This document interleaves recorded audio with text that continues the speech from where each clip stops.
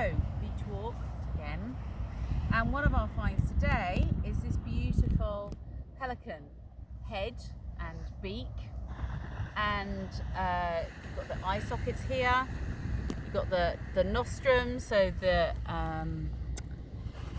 nasal bones coming down here. You can see sometimes a bit better here. There's different parts of the skull in here, so you've got the sphenoid bone, you've got the two mandibles here with their connective tissue. So this is looking at from underneath the jaw. And obviously they've got lots of muscles attached to this. And then here you've got the nasal bones for part of the breathing cavity. And this is really light. So obviously they've got to fly with this. Pelicans, when they fly, they retract their neck, so it doesn't, the head doesn't weigh them down quite so much. I'm not going to fully open this because the membrane will break, but we've got this beautiful adaptation at this end for structure and function, so that you've got this hook on the end of the beak, which is actually for catching and prizing at their fish that they catch, and then they can tip it back. You can't really see here. They do have I think they have like teeth, but that might be in the soft tissue or more cartilaginous, so they can capture the fish and take it back down the gullet. Big eye sockets, because they need to have lots of excellent vision in order to spot the fish that they're catching, because they then dive in to get the fish. Another reason why this is quite so pointed, so it reduces the pressure going up into the base of the skull here, and they don't end up with fractured skulls when they dive hard into the sea. And then at the back of the head here, we've got the foramen magnum. You can see they've got a tiny, tiny brain, not much thinking, sadly.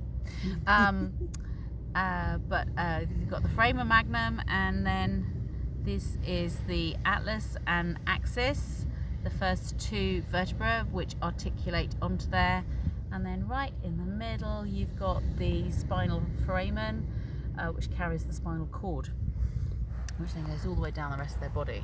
So that articulates there. Here you have the spinous process. Now, interestingly, I've not ever seen a pelican skull before.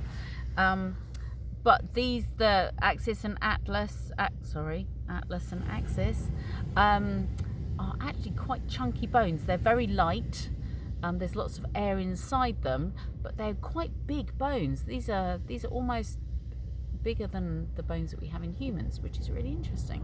So I would say that was because it's got to support this great tipping weight here. Beautiful articulation in here, with the odontoid peg here as well.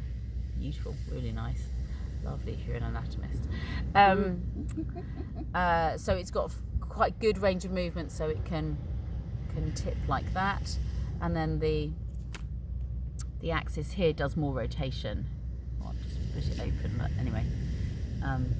So really lovely articulations here. Stunning, really stunning. And then the other bones that we particularly picked up, although I've had some help looking after it.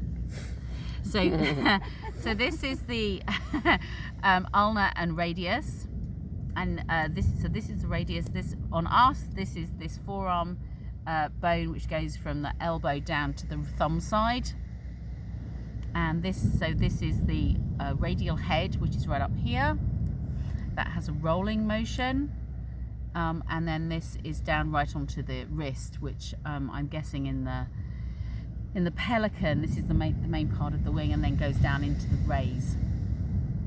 But as you can see, as Darcy kindly broke it for us, it's hollow, quite thin, would obviously have some marrow in there, but not masses, and it's remarkably light.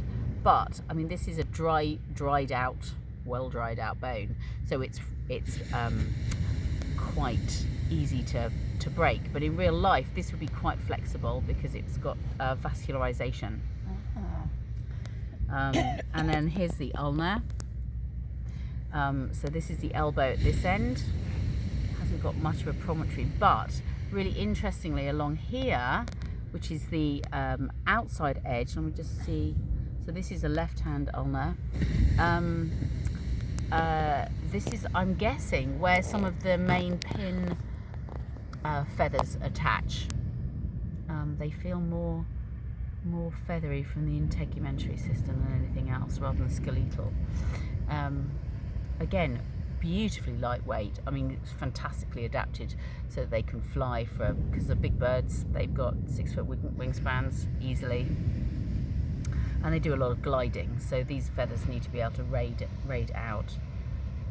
So really beautiful, beautiful, beautiful. There you go. A bit more about bones, structure, function, and how animals are put together in their different forms, and how we're also extraordinarily well adapted to the world in which we live in. And with the ocean in the background, it seems a bit of a shame that actually we've also been collecting masses of rubbish. That's just our small pickings from today, and are doing such a great job of polluting the whole thing. But anyway, there we go. Mr. Pelican and Gail signing off for today. Thank you very much.